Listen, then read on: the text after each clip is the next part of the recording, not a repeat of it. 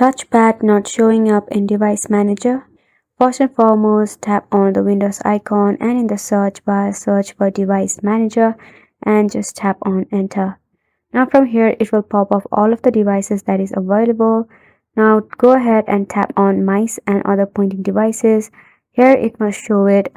If not, tap on the view option and from there tap on show hidden devices, and if there is any hidden it will show right here. Give it a left click and tap on the driver, and if there is a update driver option, go ahead and tap on update driver. If you can't find from there, go to action button and tap on scan devices, and it will scan off all of the devices and it will pop up right here. So this is the first method.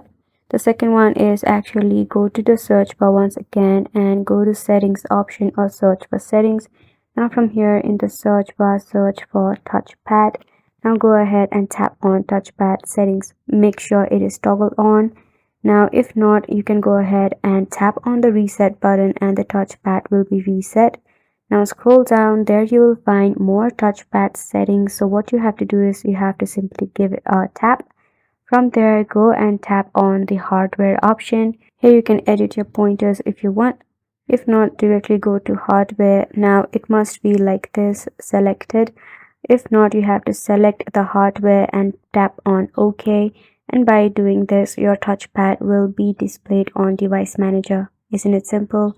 Make sure to give it a try, and thank you so much for watching.